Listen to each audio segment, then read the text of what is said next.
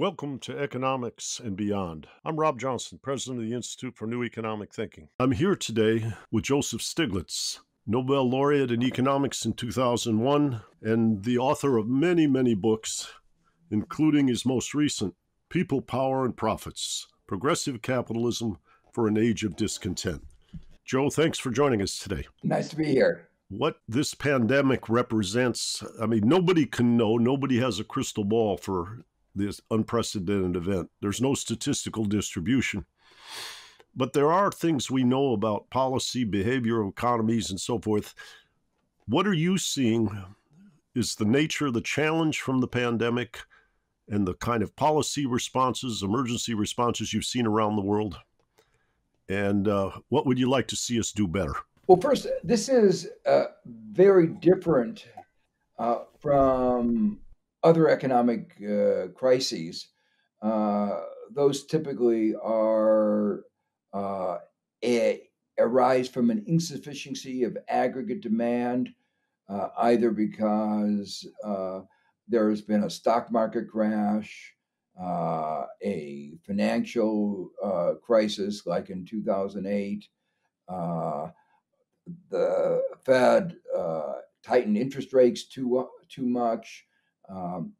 It's an insufficiency of demand that is the normal source of the economic downturn. This begins with COVID-19, and no one wants to go to restaurants, go on the airplane, because they don't want to be near in proximity with other people. And they're worried about going to work because they don't want to be in proximity to other people and thus risk the chance of getting this terrible disease. So it's both a supply and a demand shock caused by disease. In a way, if we're a simple model of the world was one where we have this disease, we put the world on hold, somehow we survive for 2 months, and then we pick up where we left off, that would be an easy matter. But that's not the way things play out. People have to live in that interim period. We don't know how long that interim period is going to be. During that interim period, they're going to be without a job. Already the unemployment rate has spiked at a more rapid rate than ever, and to a level that we've not seen since the Great Depression. So there are a lot of people who are going to face a lot of economic stress. Companies are going to have expenses, but without revenues. So they're going to face economic stress. Some of the ways that our society is organized, our economy is organized, are actually put us in a bad position for addressing effectively the pandemic. And so when we think about the response to the crisis, we need to think about it in 3 different parts. The first is, what can we do to make sure that the health consequences are most contained? That is to say, the contagion is reduced, fewest people die. The second is, how do we help those who are going to be without income, who are going to be very vulnerable? And thirdly, how do we prepare the economy for picking up when the pandemic is put under seemingly control? And what problems will we face in the aftermath as we come to deal with all the things that we've done in the process of trying to deal with the crisis? So let me go through each of them very, very quickly. In the first, the United States began in a very bad state. You would have hoped that we were prepared for a crisis. After all, this is not the first epidemic. We had Ebola, we had SARS, we had MERS. So we've had others. And the Obama administration responded by setting up a White House office to deal with pandemics. But then President Trump disbanded that. We've had contagious diseases before, and the government set up the Center for Disease Control. But the Trump administration has been defunding that, leaving it in a position where it was not able to respond in the way that it should. That meant the tests for the disease were much less available in the United States than in other countries. We were in a much less prepared position. Because we've had crises before, we know we have to have stockpiles of things that we don't normally need, but we have to be ready if the time comes. When a crisis comes, we almost never have everything we need, but at least we have some items in stockpile. But the Trump administration allowed those stockpiles to be depleted, didn't restock them. They were focused on the short run, saving money in the short run. And they allowed even the ventilators not to be maintained. So again, we were in a much worse shape to respond to the crisis. So you might say our crisis preparedness state was terrible. There's a broader issue about the way our whole economy works, that we created an economy that is not very resilient. We focused on the short term. It's like our cars. With our cars, we have, in many cars, taken out the spare tire. It was extra cost. Normally, you don't need it. Yes, normally you don't need it. But when you have a flat tire, you really do need it. The cost of not having the spare tire is enormous. And that was the way that we ran our entire economy. We were proud of the fact that we had almost no spare beds in our hospital. All fine, well and good, as long as you don't have a crisis. But when you have a crisis, you have a problem. So the way our short-sighted economy has worked has not put us in good stead for responding to a crisis such as this one. And we've seen in both the ability of the Trump administration to respond and the ability of the private sector to respond, great deficiencies. You can ask the question, how can the richest country in the world supposedly not be able to produce masks, a relatively simple product? How could they not be able to get an adequate supply of protective gear? We've known about the crisis now for a long time, and there are still these shortages. So very deep questions are being raised. It's actually even worse than I've just described. And here's a big distinction between America and other countries. In other countries, standard and advanced countries, people get 10 days of paid sick leave. In the United States, we don't. And that means low-income people who are sick are forced to go to work, spreading the disease. Now, Congress recognized the danger, and they passed a law providing for paid sick leave. But at the behest of our largest companies making billions of profits a year, they said, we can't afford it. They lobbied successfully so that 80% of employees are exempt from this provision. And so they went to work spreading the disease.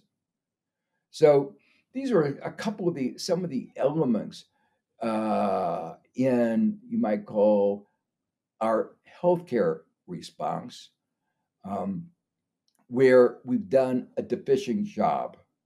There are debates over whether at this critical time the federal government, which is where all the resources are, will provide assistance to the hospitals, to the states, which are on the front line of providing for health care.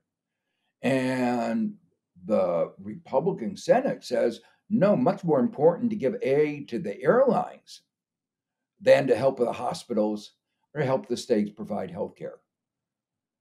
Well, that's a set of prioritizations, but clearly, in my view, the first prioritization is to try to contain the pandemic. And if you don't provide adequate health care, you won't be able to do that. So that's the first part of the provisions. And after an enormous amount of battle, we got something that's much better than in the beginning, but is still deficient, particularly in aid to the hospitals and aid to the state and local governments. The second provision is providing help for the vulnerable, people who are losing their job. The principle that a number of countries in Europe articulated, which was, let's keep people connected with their employer so that when the economy starts, it will be a lot easier to start. Moreover, even more important than in the United States and in other countries, most people get health care through their employer. And if that relationship is broken, they may not have access to health care. And this is a time when you really want to be sure that people have access to health care. So that was the basic idea that Denmark implemented, France, UK. We came to it a little late. We've tried to do it through a lending program to small businesses, which have a large element of debt forgiveness if they keep employment at the same level and comply with some other requirements. Unfortunately, things are not going very well in that program. It doesn't look like the United States, in spite of all the money that we poured into the banks, it doesn't seem like the banks who we turn to help administer the program are really doing a very good job. They don't seem to be very interested in helping the small businesses. And it seems like it's not going very well, although it's just in the preliminary stage. But it is a huge contrast with, say, Switzerland, where they were able to disperse the money very quickly within a few days. It's clear that we are not able to do that. A second part of the program for helping the vulnerable are the unemployment insurance programs. Unemployment has increased by some 20 million in 3 weeks. Our system is not really geared to cope with that rate of increase. It's never had anything near that. Normal, even in an economic downturn, it might be 300,000 a week, but not 6 million one week, 6 million another week. So it's well beyond the normal capacities. And there is concern that even this number 20 million may be a vast understatement because people can't get through to the unemployment insurance offices to apply. But even before the crisis, the United States had one of the worst unemployment insurance schemes, both in terms of coverage, that is to say, the fraction of the population that is not covered, and in terms of replacement rate, that is, what fraction of the income that you lose do you get back under the unemployment insurance system. We've done, again, some big, you might call repairs, assistance to the unemployment insurance schemes. We brought in people that were not previously in there, like freelancers, gig economy. We topped up what they're getting by $600 a month. So we've done a lot. But again, the question is administrative capacity. Are they going to be able to really handle the onslaught? Uh, there was a concern that in between, uh, between the programs of trying to keep people on their jobs, the programs for the unemployment, there's still people going to fall between the cracks, and that was why there was a program to send a check to everybody, $1,200 to every adult, uh, below a certain level of income. When the program was first discussed, the president said, "We'll get the checks out in 2 weeks." Well, it took them 2 weeks to even get Congress to shape the program and get it through Congress. Now, Treasury says it's going to take another 3 weeks for those who pay taxes this year or last year. The problem is the people who we really worry about are those whose income are so low that they didn't file a tax return because they weren't required to. And there, the administration is talking about not getting checks out to them until maybe August or September. That's not really providing the assistance that they need. So what we've seen is that the bill that was passed, while it had great aspirations, has crashed into the wall of the administrative incompetence of the Trump administration. Now, there's a third part I'll talk about very briefly, and that's the part putting the economy in a good position to recover once the pandemic is put under control. And what that means is making sure companies don't go bankrupt, both large companies and small companies. You might say trying to prevent liquidity crises, providing Federal Reserve providing money to people to borrow, big corporations, small corporations, state and localities. In some of these cases, the issue is liquidity. Clearly, financial markets are on an unusual position. But take the case of the states. The problem there is that all the states have balanced budget frameworks, which means that they can't borrow. That means that if the revenues plummet, as they surely will, they're going to have to cut back expenditures. It's not that they so much that they can't find sources of funds, they're just not allowed to borrow. There's only one answer: money from the federal government. And this is where the federal government, the Trump administration, refuses to provide the assistance that is necessary. And that means there will be a contraction. There'll be people unemployed. The economy will be weak as a result of this. So what will be happening is when we emerge from the pandemic, that many households, many firms will see their balance sheets weakened. They've had to make expenditures, revenues haven't been there, and their balance sheets have been weakened. That's going to lead them to reduce their expenditures. There will be some households, small businesses that are just going to be facing liquidity constraints. They won't be able to borrow, and that too is going to reduce spending. And there's going to be enormous uncertainty. Not clear whether there'll be a second pandemic. Not clear how well the economy is going to recover. And all of that will induce precautionary behavior.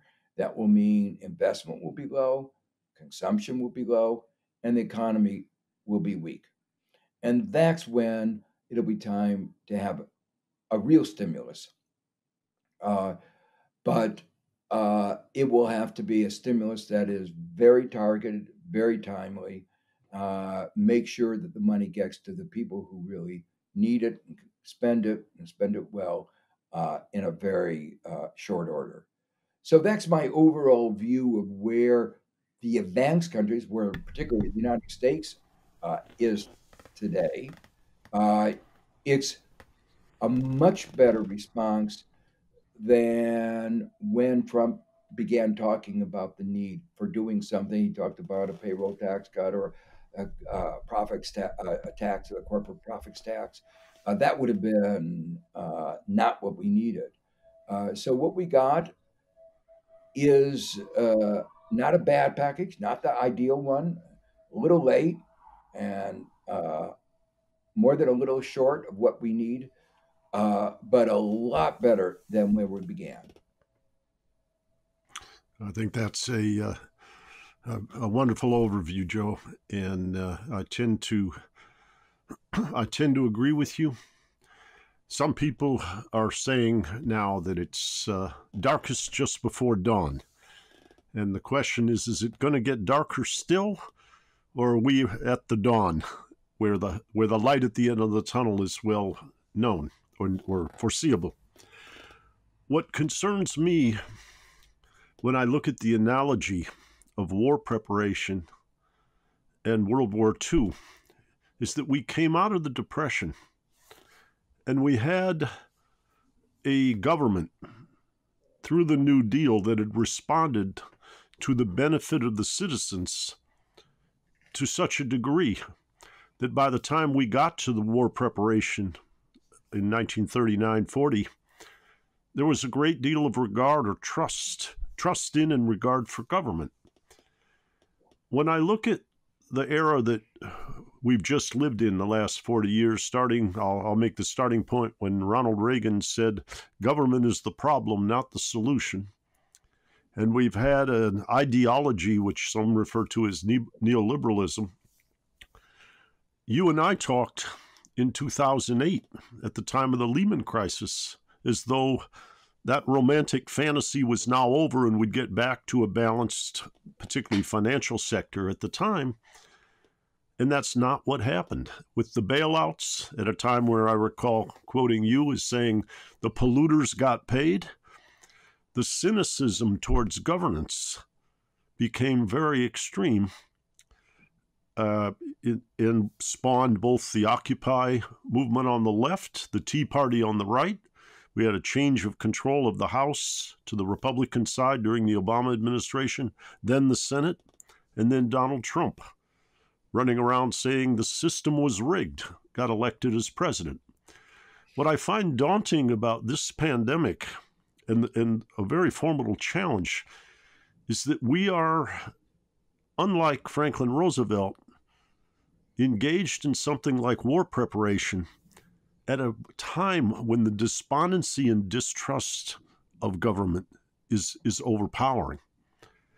And I think there are lessons to learn and transformations and realignment of the, we might call, balance of power to be considered.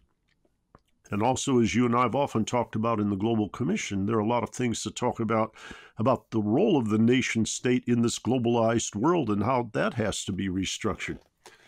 But I think the thing I most fear right now, when I talk about maybe it gets darker, is that in this void and in this cynicism regarding government, the void gets filled by a more authoritarian structure, an intensification of oligarchy and insensitivity to the population.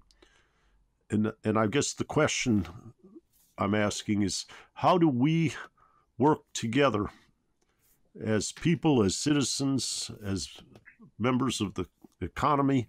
How do we work to evolve things to that more constructive place? Well, the questions you raised are deeply troubling and at the center of what our society may look like when we emerge. The way you posed it was really interesting. What would have happened in 1939 if we were attacked in Pearl Harbor.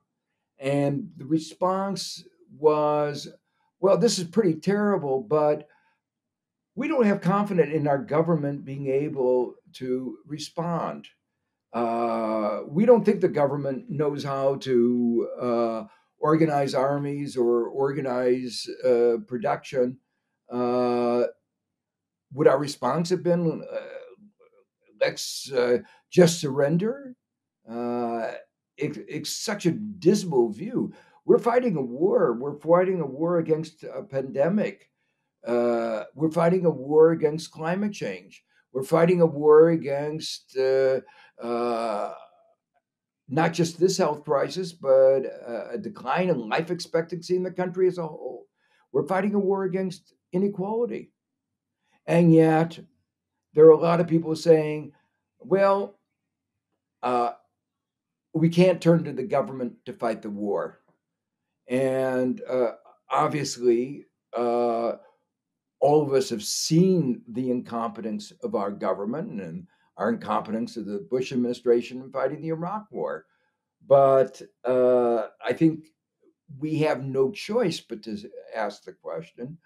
We're not going to win this war with handguns. We're not going to win this war, each of us on our own. We're only going to win each of these wars by collective action. And so that means that we have no choice but to think about, how do we make our government work? Not perfectly. No human institution is perfect, but we have to make the government work for all of us. So that means that we have to go back a step and ask the question, well, where do things go so wrong? And here I think we have to turn to our politics. And the key point here is the role of money in politics. But it's not the only problem. The problem is that there are a group, influential group in our country, that do not believe in democracy. A lot of them may be disproportionately wealthy people, but there are other minorities who say we want to. We know what we want is not supported by a majority of Americans, but to get what we want, we have to suppress democracy. So we're talking about abortion, gun control,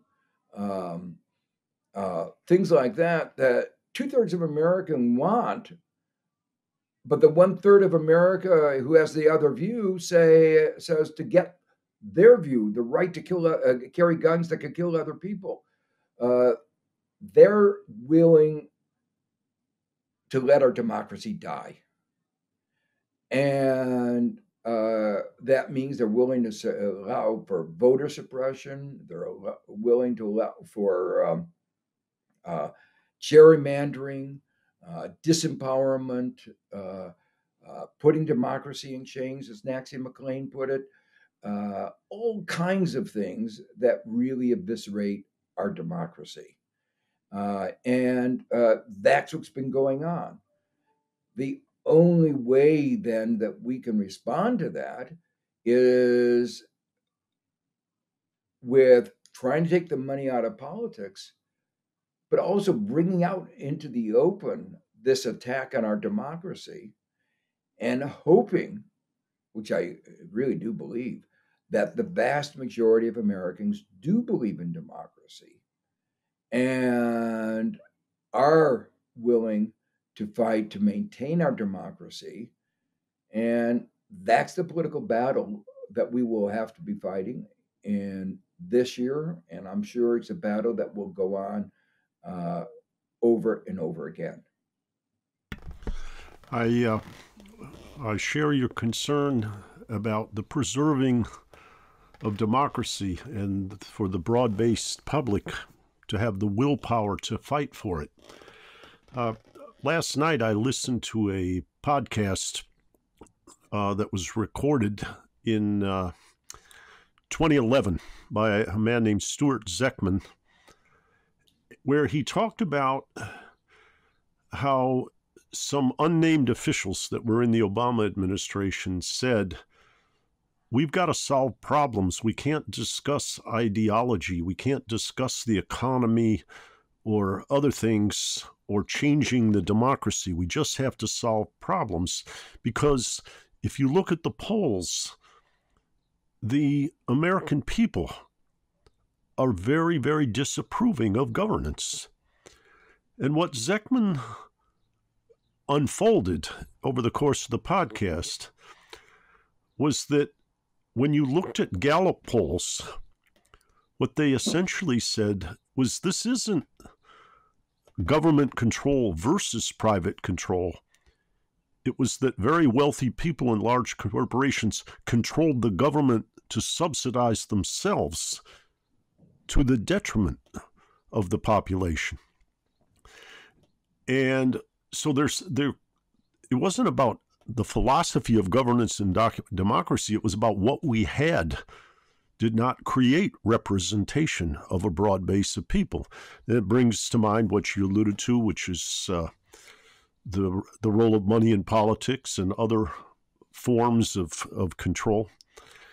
But there has to be a sense in which the broad-based population uses its collective power, what I call the second currency. There's dollars and there's votes, and how we bring votes to bear on changing the architecture and changing the nature of who's appointed to the courts and so forth, is fighting against a cynicism right now, where some people say that there is no alternative vision right now.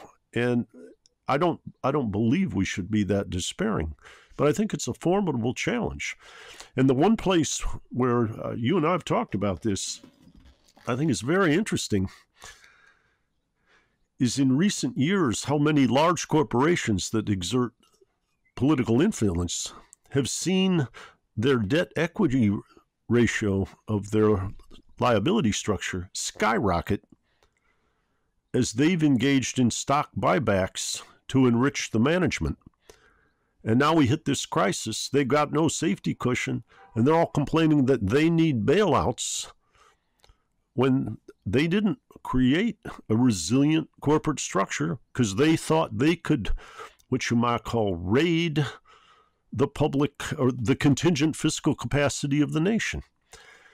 And my concern now is, unless this structure is changed fundamentally vis-a-vis money in politics and the influence of large, sophisticated public relations, lobbyists, etc., we may be in a situation where the large and powerful want to keep the powder dry and become lobbyists themselves for austerity, so that they know the capacity to bail them out is always there.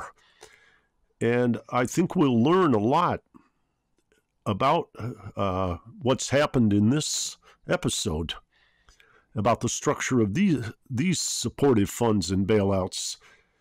And my hope and prayer is that it doesn't increase the despondency and cynicism of the public, like Stuart Zeckman described in 2011 after the financial crisis of 2008.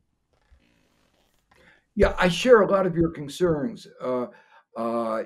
When I was in the Clinton administration, we talked about Bob Reich and I talked a lot about corporate welfare, the money that was going from the government to enrich the large corporations. One of the people in the Clinton administration who came from finance was really upset about our use of the word corporate welfare. He thought it was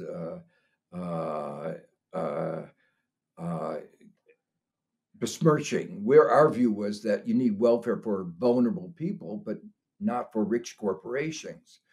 The interesting thing was, of course, that his bank and other banks received the largest amounts of corporate welfare in the history of the planet in 2008. And it was very clear, even back during Clinton's administration, that there was a trade-off between money that would go to poor people and corporate welfare, money that would go to rich corporations. We said we shouldn't be giving money to rich corporations; that we should only give it to people. And here was the point: we argued that giving money to corporations distorted the economy. And one aspect in particular that I was concerned with at the time was banks that were too big to fail. And if they became too big to fail, that gave them, in effect, an entitlement. That gave them an advantage over other companies, over other smaller banks who weren't too big to fail. And they grew not because they were more efficient, but because they had this implicit subsidy. And this is what's now become part of the entire corporate sector. The airlines got a huge tax cut in 2017. Delta Airlines didn't even pay taxes in 2018, if I remember correctly from a New York Times article. These companies, almost $1 trillion went out in share buybacks, leaving these companies in a much more vulnerable position. And now we are being asked to bail them out. It is really a kind of corporate welfare, but it's a corporate welfare that is distorting our economy, making it less productive. The basic rule of capitalism is that when companies can't pay what's owed, they get restructured. The shareholders lose. The bondholders become the new shareholders, but the company goes on. That's called Chapter 11. Workers don't have to lose their jobs because the company can continue to produce. So there's a change in ownership claims. And that was exactly the same problem we had in 2008. We confused bailing out the banks and saving the banks, saving the depositors, with saving the bank's shareholders and saving the bankers themselves. We could have saved the banks, but let the shareholders and the bankers, the rich bankers, the CEOs, go. And because we did that wrong, there have been economic and political consequences. It distorts the economy, but it is that which has given rise to this backlash against government, this view that it's a rigged system. Now, I'm afraid that may happen again. People may be angry. Who was the head of the list of getting aid and who was well behind? The big corporations were at the head of the list. The hospitals and the states that were fighting the COVID, the frontline soldiers, they were at the bottom of the line because they were fighting the war. They weren't paying the money to get the lobbyists that would get them the money. So they didn't get the money, but the big corporations did. And obviously, there'll be a political response. There'll be people who will say the system is rigged. The swamp has never been as full as it is. In the terms of the Trump administration, they wanted this $500 billion slush fund to spend in any way they wanted. No transparency. Nobody would know where the money went until 6 months later. Congress then said, no, there's no way that could happen. The Democrats said that, no way. And they insisted on there being an inspector general. But now Trump says, I'm not going to cooperate with the inspector general. But in any case, I'll appoint the inspector general from my own White House. So it's the White House appointee from the White House who's supposed to make sure that the Treasury doesn't use the 500 billion as a slush fund to reward the politically connected. I So got the it's fox. not The fox there is monitoring the chicken coop. exactly, and it's not clear that there won't be a backlash against that. But there's one aspect of what you said that reflects a kind of both short-sightedness on the part of many in the corporate sector and a deep, deep lack of understanding of economics. If they say, in order to use the expression, keep the powder dry to make sure we have money the next time we need it, if to do that they insist on austerity, we know what will happen. The consequence of austerity is the economy will be weaker. The result of a weaker economy is that we will be less well in a poor position to respond to the next crisis when it occurs. So, in fact, that kind of austerity would be extraordinarily foolish. We've had these experiments with austerity, beginning with Herbert Hoover on through the Euro crisis, Greece, countries all over the world. Always a failure. And yet it seems that it's difficult for many people to really understand this lesson. Sometimes these austerity arguments, though, are a little bit transparently not based on a belief about the way the economic system works. And this may be more consistent with your perspective. In 2009, 10, 11, it was clear the economy was not recovering quickly from the 2008 financial crisis.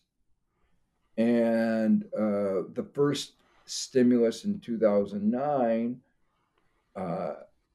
did work, but not enough to restore the economy to full employment.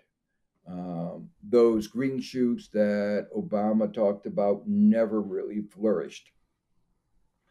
And yet, the Republicans refused to support a second measure saying the deficit would increase. And yet, in 2017, when the economy was already near full employment, what did they do? They passed a tax cut for the billionaires, for the corporations, in which a vast majority of those in the middle would pay higher taxes. And they passed this even though it was known it would result in massive deficits. This year, even before the pandemic, it was expected the deficit would be over $1 trillion. And at that moment, these Republicans, these deficit hawks, seemed to forget about their deficit religion. And so it was a question of value. Money to the corporations, money to the billionaires is worth having $1 trillion deficit. So there's a kind of dishonesty in a lot of this deficit hawkishness. But what I'm afraid of is exactly what you said, that coming up as the deficit, as we emerge from this pandemic with a large deficit, there will be these same deficit hawks that suddenly get deficit religion again and try to use that as a way of constraining public expenditures that are so important for our society, including to make sure that we are prepared for the next pandemic or the next crisis that we face. Well, as you, I think, know, Joe, I started out working on the Senate Budget Committee after graduate school with Republican Pete Domenici as my boss. And I remember watching David Stockman while I was in graduate school at Princeton at OMB try to reduce the spending of the Pentagon. And he was disciplined quite aggressively and ended up speaking with William Greider in a famous article in The Atlantic called The Economic Education of David Stockman.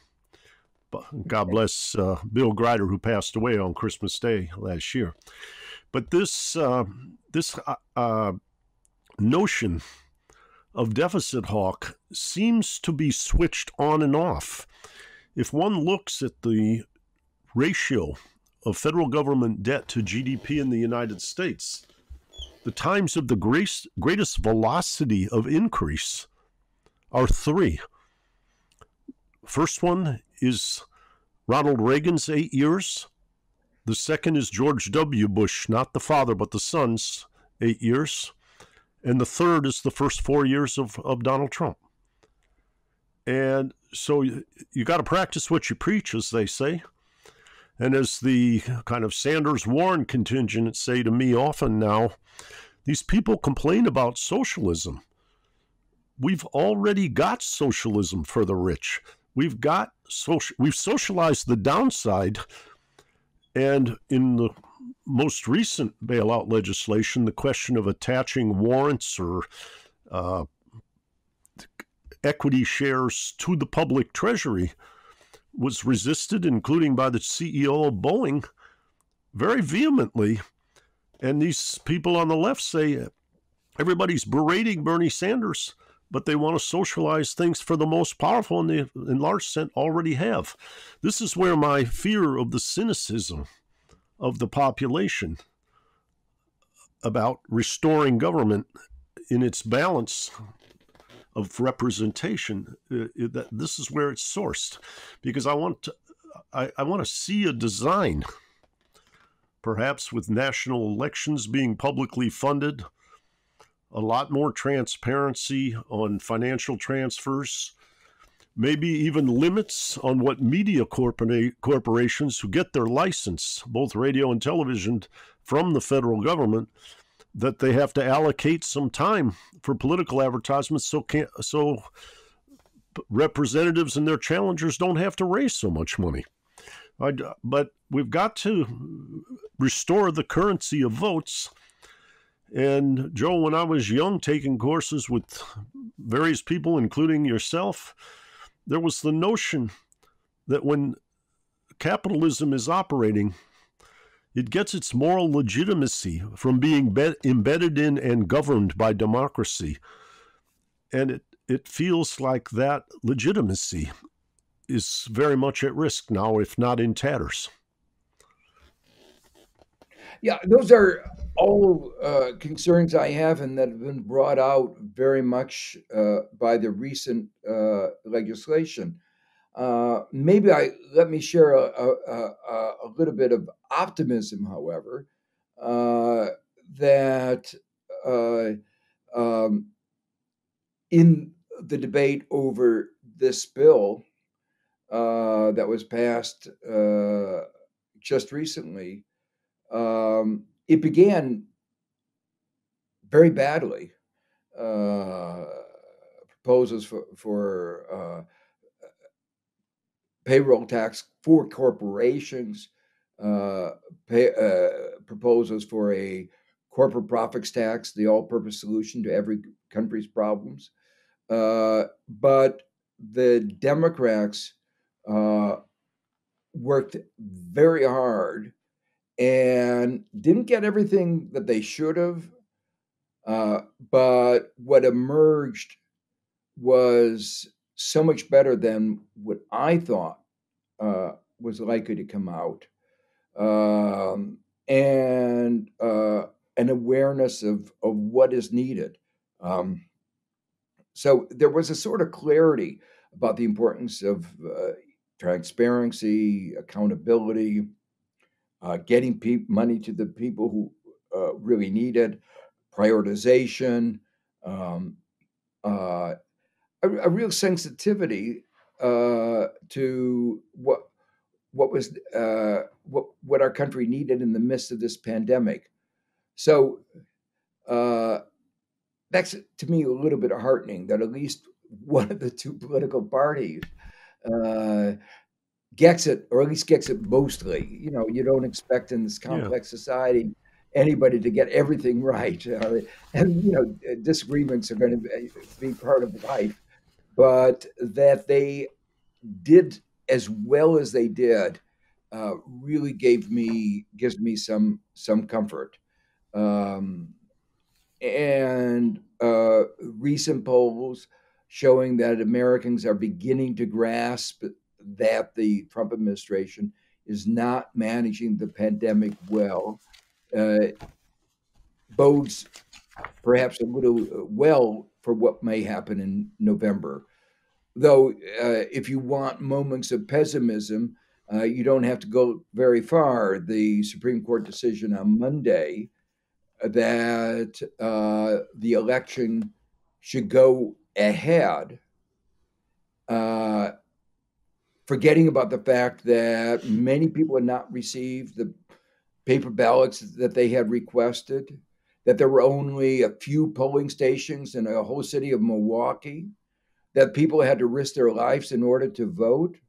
I mean, and the Supreme Court began their decision saying this court is loath normally to intervene in elections. Well, this is not normal. This is not a normal time, and it was clearly an amazing beginning to a Supreme Court decision that they would pretend that these were normal times and that we would go ahead, clearly a partisan decision based on their desire to get uh, as few Democrats out so that the election in Wisconsin, they elect the uh, state Supreme Court judges.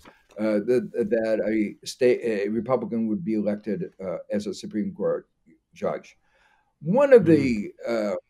the aspects of Trump that you might say is I don't know what the right adjective is, but uh, unlike most people, he doesn't hide what is really going on in his mind.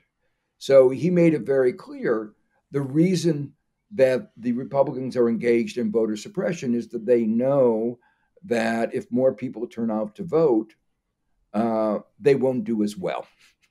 And so, Yeah. he said, "Why Yeah. should I support something that's going to hurt?" Even though it's about what democracy is about, is letting everybody's vote count and everybody to vote. He made it very clear that's not in the Republicans' interest. It was an amazing admission about the nature of American politics at this point in our history. Yeah. Yeah. Let me shift the focus a little bit, Joe.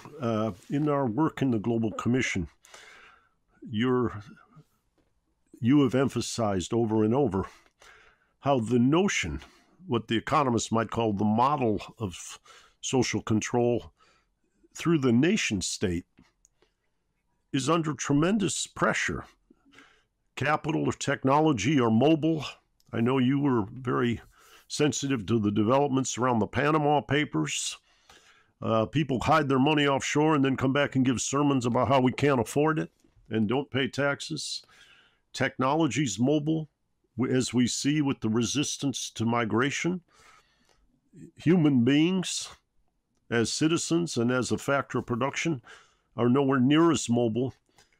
How do we, how would I say, allow for government officials to be able to protect the well-being of their citizens in this globalized world where the factors of production, like capital and technology with wings, can fly off to the places, what you might say, that have the least environmental and labor restrictions and so forth, and therefore the potential for greater profitability for them? I think this crisis, the pandemic, is going to result in changed perspectives about globalization. Uh, you've highlighted some of the long-standing concerns about globalization, that it allows money to escape taxation. It undermines attempt to achieve greater equality. It's contributed to global instability. It's a race to the bottom. There's been concerted efforts in those areas. Not a surprise that they haven't reached fruition. For instance, I'm on a commission trying to push for better taxation of multinational corporations so they can't escape taxation. Companies like Apple that manage to go to Ireland to effectively avoid all taxation. And when that was brought out in the open, they went to the Channel Islands. They're willing to take the benefits of government research, but not willing to contribute. They're willing to take the benefits of our publicly funded education, hiring the wonderful engineers, making a lot of money off of them, but not contribute to our society in proportion to their profits. No moral compass. So we have a problem, but we know those are problems that we've understood and been fighting over to try to create a better working globalization. And as I say, the same point on the environment. But the pandemic has opened up another set of dimensions of globalization. Not only do good things go across borders, but bad things like these germs. They don't carry passports. They don't carry visas. And like climate change, this is a global problem and needs global solutions. So it needs global cooperation.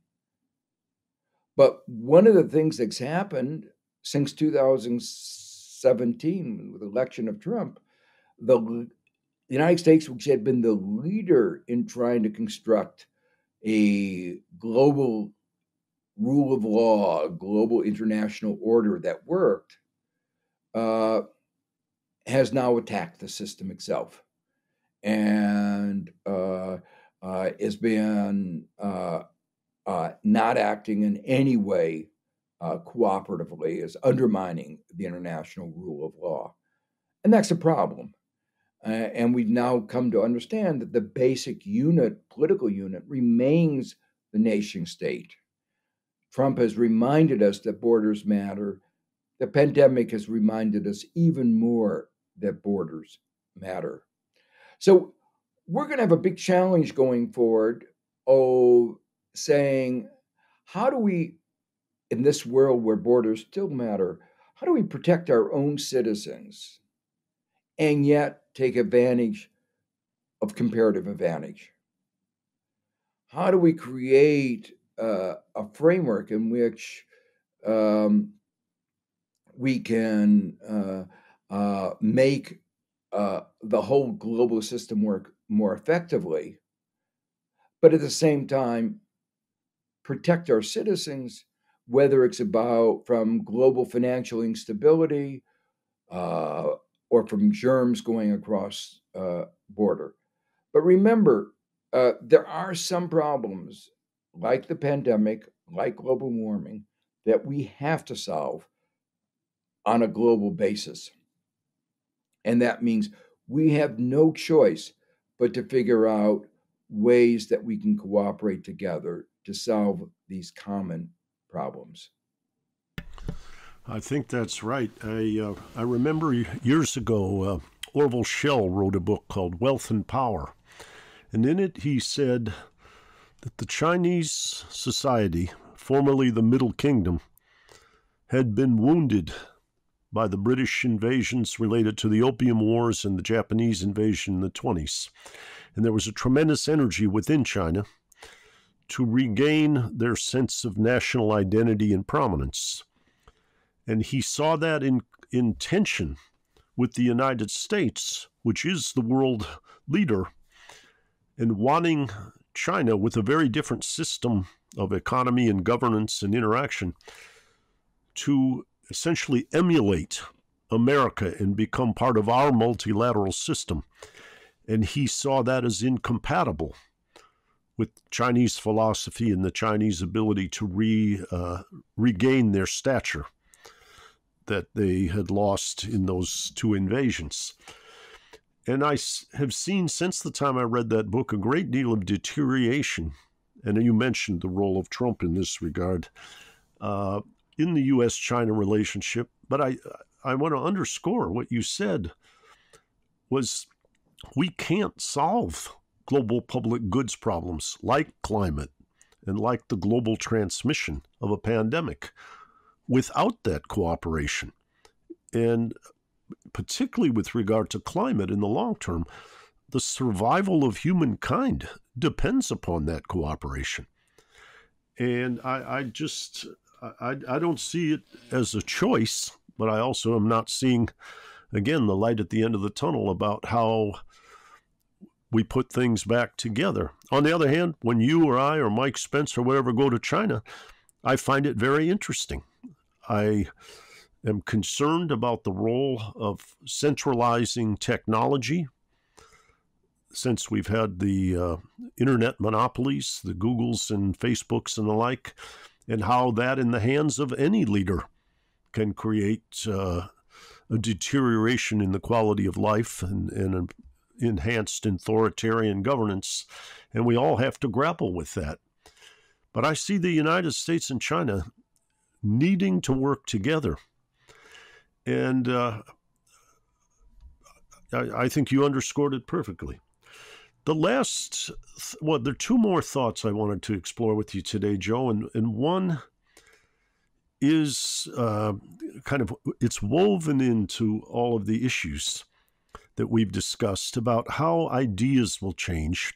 And then finally, this pandemic will, because of its depth and duration and scale,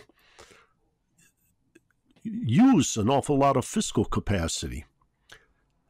And I hear two sides of an argument. Some will say, well, we've learned that free market left to itself doesn't handle everything, and we got to change the role of governance and step up to climate change. And then others will say our fiscal capacity has been used and exhausted, and our population is, how would I say, weary from the pandemic. And so let's just stabilize for a while, rebalance. On the other hand, the clock is ticking with climate deterioration that IPCC and others all talk about. How do you see the interaction between the pandemic, the change of mind, and the ability to meet climate change? Well, I would put the emphasis first on the change of mind, that we've understood the central role of government in responding to crises. And the climate change is a crisis. And the market is not capable of responding to it. We need leadership, and we need the leadership of government to do it. I'm not worried about the fiscal capacity. What we've done doesn't really, we're borrowing. Who are we borrowing from? We're borrowing mostly de facto from the central bank, from the Federal Reserve. Who does that mean? We're borrowing from ourselves. This is just the government is indebted to another branch of the government, which is what the Federal Reserve is. The issues going forward are very clear. If we get the economy moving smoothly, our economic strength going forward will not be changed significantly. So we have the capacity. We have the tax capacity because we haven't been taxing the rich, the corporations. We have, say, we often measure tax capacity, or how much money could we raise over the next 10 years. If we just had a fair tax system, we would be able to raise 5, 6, 7 trillion dollars, just making the owners of capital pay the same tax as workers. But if we wanted to have a progressive tax system, if we wanted to really close some of the worst loopholes, if we wanted to return the corporate income tax to a reasonable level, not the 21%, but say 28%,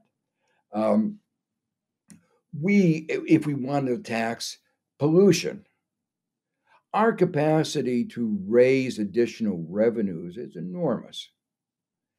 And we would have the capacity to actually address the problems of climate change. I think addressing climate change would actually stimulate the economy. It'd be new innovation. We'd have to retrofit the economy. That would increase aggregate demand. In every respect, it would be good for the economy. Of course, some people are going to lose. The coal producers are going to lose. But that's the nature of economic dynamics. When we invented the car, the people who the buggy whip makers lost out.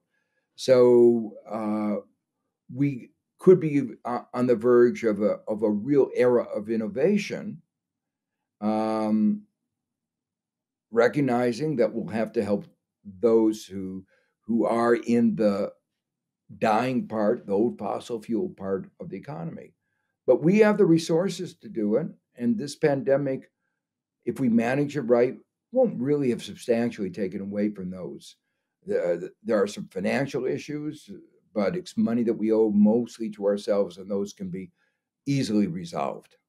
So I'm optimistic that if the mindset has changed, if we've learned the lesson that we have to prepare for the risks our society face.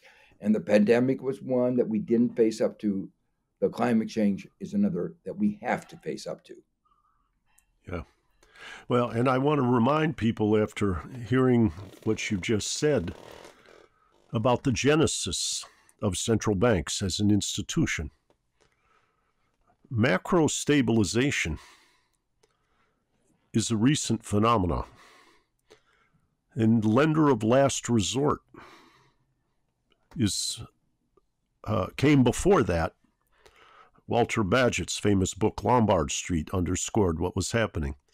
But the origin of central banking was driven by the motivation to pull together resources for war fighting. And this pandemic and climate are a war, not against another person or a human enemy potentially, but they are wars against which we have to mobilize. And the central bank's balance sheet is the place where those, like you say, where we have to borrow from ourselves to make sure that we go on.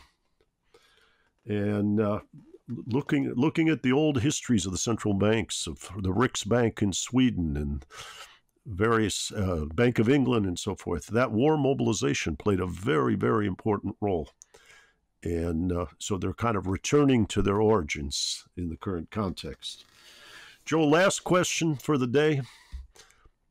In the realm of ideas, if you could look into the crystal ball now and see what your grandson will be teaching in economics, and the paradigm's different, describe the paradigm you would like to see him teaching and vehemently believe in. And in contrast to today. In contrast to today, too. I suppose you begin with the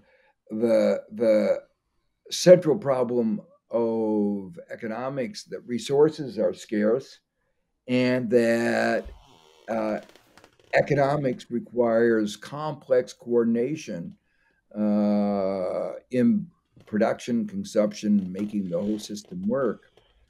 But that will begin with the presumption that not that markets will solve that on their own, but that what we need is a rich ecology of different institutional arrangements for solving these problems.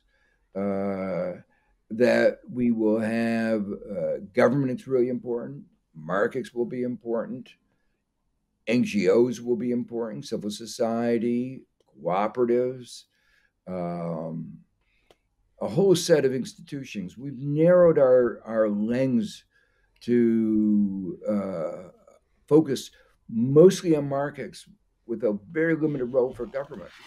But in fact, there are many other kinds of institutions. And the nature, the basic notion of our society is evolution. We're always changing. And because we're facing new challenges and we're facing new technologies. We're in the 21st century. It's so different from the 18th century that Adam Smith wrote about. And yet we often quote Adam Smith as if he is the source of wisdom for the 21st century economy. So this notion of evolution, meaning that we have to constantly be learning, constantly reassessing, constantly reinventing. And when I talk about innovation, I mean social as well as technological innovations that help us continue the progress that has been the hallmark of the last 250 years. And one aspect of that progress has to be shared well-being. That's one of the things that we lost sight of. Just like we lost sight of the balance between these different kinds of institutions, important role of the government, of collective action, we also lost sight of the notion of some kind of shared well-being. And the result of that is a disproportionate part of the wealth of the nation went to a very few at the top. And that, I think, is one of the reasons why we have such discontent today. I think we can have a working democracy only if we succeed in getting our economy to produce this kind of shared well-being. And I think we will only be able to succeed in getting our economy to work if we succeed in getting our democracy to work. So I view these as two pillars of trying to make our society function for everybody. And that, I hope, will be part of the kind of economics that I hope my grandson will be teaching. Well, thank you, Joe. Before we sign off, I want to personally, first of all, thank you for today, but also tell the listeners a little bit of my history in knowing you. In 1980, I showed up at Princeton in the fall for a PhD, in large part because my advisors, Charles Kindleberger and Robert Solow at MIT, told me I couldn't stay at MIT, and the place that was on the rise that I should go to was Princeton, because there was an economist named Joseph Stiglitz who had arrived there. And in the second year, you offered a course called Advanced Theory. And once a week, 4 of us sat with you. Not a lot of reading list, but we would talk about things and derive things with you and read the papers afterwards. At the end of that year, you gave a general exam, and the three other guys and I worked furiously to, which I might call, review what we had done all year. And we walked in, we sat down, and you started the clock, and we turned over the paper, and the exam question you gave us was, you've spent a lot of years looking at the economics that has been created. And after you finish your general exams, you are going to start being a creator of new research. Let's get an early start. And why don't you begin in these next 3 hours to talk about what's in the literature that interests you and what you haven't seen and what your first research project will be.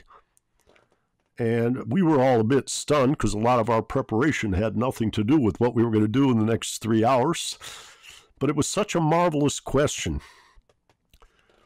And years later, I remember working on the Stiglitz Commission with you at the UN.